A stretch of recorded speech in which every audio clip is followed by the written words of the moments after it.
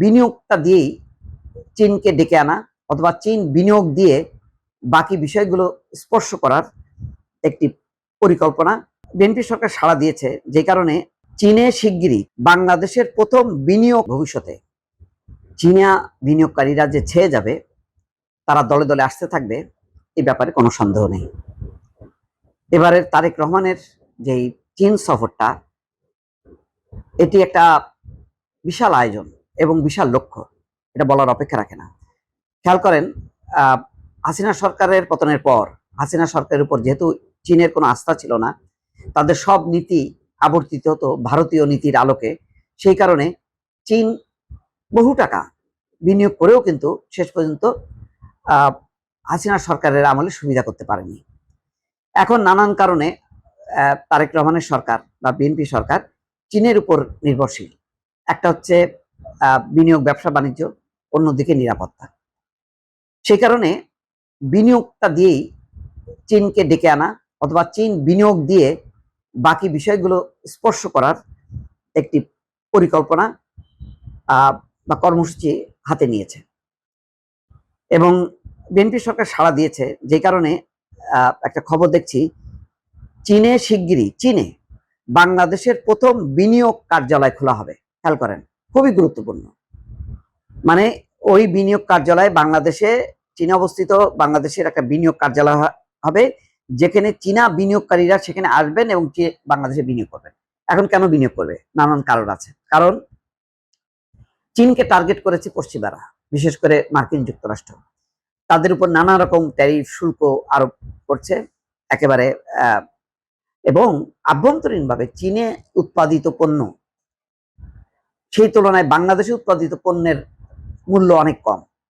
ফলে চীনা বিনিয়োগকারীরা চীনের বদলে যদি তাদের বিভিন্ন ফ্যাক্টরি, জুতার ফ্যাক্টরি, তারপরে গার্মেন্টস ফ্যাক্টরি, অন্যান্য ফ্যাক্টরি যদি তারা বাংলাদেশে নিয়ে আসে, তাহলে উৎপাদন ব্যয় কমে যাবে এবং নানা রকম যে শুল্কের জটিলতা পশ্চিমাদের দ্বারা মানে আরোপিত, সেই জায়গা থেকে রেহাই পাবে।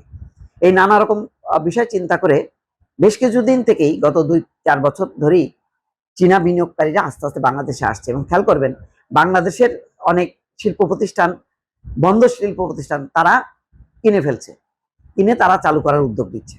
এই পুরো কাজগুলো সহজ করার জন্য প্রধানমন্ত্রী তারেক রহমান চীনে বাংলাদেশের প্রথম বিনিয়োগ কার্যালয় স্থাপনের বা খোলার একটা সিদ্ধান্ত নিয়েছে, যেটা চীনা বিনিয়োগকারীদের সামনে তিনি ঘোষণা করেছেন।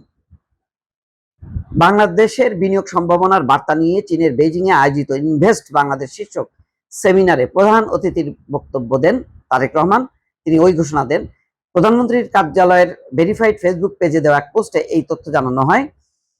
বৃহস্পতিবার আজ সকাল 10টা 30 মিনিটে বেইজিংয়ে একটি হোটেলে বাংলাদেশ বিনিয়োগ উন্নয়ন কর্তৃপক্ষ বিডা আয়োজিত এই সম্মেলনে চীনের 125 জন ব্যবসায়ী অংশগ্রহণ করেন। শীর্ষ 125 জন ব্যবসায়ী অংশগ্রহণ করেন। অনুষ্ঠানে বাংলাদেশ বিনিয়োগের সম্ভাবনা এবং সুযোগ সুবিধা তুলে ধরে প্রেজেন্টেশন দেন বিডার নির্বাহী চেয়ারম্যান আশিক চৌধুরী। প্রধানমন্ত্রী বলেন, বাংলাদেশ ব্যবসার জন্য উন্মুক্ত, ভবিষ্যতের জন্য প্রস্তুত। চীনের সঙ্গে আরো গভীর শিল্প এবং অর্থনৈতিক অংশীদারত্ব গড়ে তুলতে আগ্রহী বাংলাদেশ। তিনি চীনা কোম্পানিগুলোকে বাংলাদেশে তাদের বিনিয়োগ এবং ভ্যালু চেইন সম্প্রসারণের আহ্বান। বাংলাদেশের প্রধানমন্ত্রী জনাব তারেক রহমানের যে বহুল প্রতীক্ষিত রাষ্ট্রীয় সফর বা চীন সফর, এটি শুরু হয়েছে।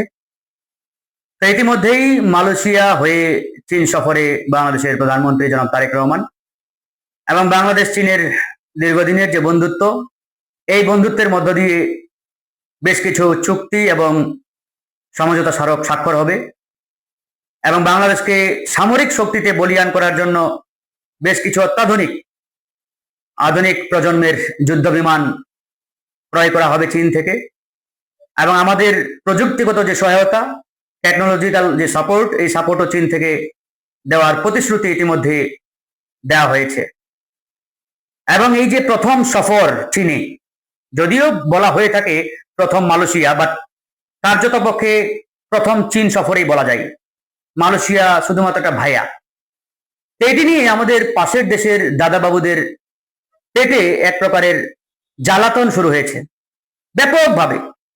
বিশেষ করে আমরা কয়েকদিন ধরে দেখতে পাচ্ছি যে ভারতীয় গণমাধ্যমগুলোতে এটা নিয়ে ব্যাপকভাবে একটা হাউকাও, মানে তারা সহ্য করতে পারছেন না, মেনে নিতে পারছেন না যে বাংলাদেশের প্রধানমন্ত্রী ইন্ডিয়া বাদ দিয়ে কেন চীন আগে যাবেন। এটাই মূলত তাদের সবচাইতে মাথা ব্যথার কারণ। তো তাদের এই যে পেটে আগুন জ্বলছে, এই আগুনের মধ্যে আজকে আবার ঘি ঢেলে দিয়েছে চীনের একটি মানে প্রভাবশালী গণমাধ্যম the China Times. China Times আজকে একটি নিবন্ধ ছাপিয়েছে, সেখানে বাংলাদেশ এবং চীনের যে দীর্ঘদিনের বন্ধুত্ব এবং এই বন্ধুত্ব যে সামনে আরো স্ট্রেংথেন হবে, শক্তিশালী হবে, এটাকে আরো ব্যাপকভাবে তারা তুলে ধরেছেন। এবং জনাব তারেক রহমান বাংলাদেশের প্রধানমন্ত্রী তাকে উষ্ণ অভ্যর্থনা জানিয়েছেন, ওয়েলকাম জানিয়েছেন, এবং ওখানে যে রাজকীয় একটা অভ্যর্থনা চলছে তাকে কেন্দ্র করে এই সবকিছু মিলিয়ে তারা সেটা ফুটিয়ে তুলেছেন। তো এটা নিয়ে আবার ধরেন যে ইন্ডিয়ান গণমাধ্যমগুলো আরো জ্বলছে, মানে তাদের জ্বালাতনের মাত্রা এখন কয়েক গুণ বৃদ্ধি পেয়েছে। তো যাই হোক, আমাদের পাশের দেশের দাদা বাবুরা যত জ্বলবে তত বুঝবো যে আমরা সঠিক পথে আছি, সঠিক ট্র্যাকে আছি। হ্যাঁ, আমরা বিএনপি সরকারের অনেক কাজের সমালোচনা করি, আমি নিজেও বিএনপির একজন কড়া সমালোচক সরকারের। তারপরে বলছি, যতক্ষণ পর্যন্ত তারা সরকার দেশের পক্ষে, জনগণের পক্ষে কাজ করবে, সিদ্ধান্ত নিবে, বাংলাদেশের পক্ষে কাজ করবে, আমরা তাদেরকে বাহবা জানাবো, স্যালুট জানাবো, অ্যাপ্রিসিয়েট করব, সহযোগিতা করব। যদি দেশের জনগণের বিরুদ্ধে গিয়ে কোনো সিদ্ধান্ত নেই, আমরা আবার সেটার বিরুদ্ধে রুখে দাঁড়াবো। আমাদের স্ট্র্যাটেজি একবারে পরিষ্কার। যাই হোক, জনাব তারেক রহমান তার যে সুচিন্তিত ডিপ্লোম্যাটিক পলিসি বা ফরেন পলিসি, এটাতে আমরা সাধুবাদ জানাই, ধন্যবাদ জানাই। এবং আমরা চাই চায়নার সাথে আমাদের সম্পর্ক আরো বৃদ্ধি পাক, আরো শক্তিশালী হোক, এবং বাংলাদেশকে সামরিক শক্তিতে আরো শক্তিশালী করতে হবে।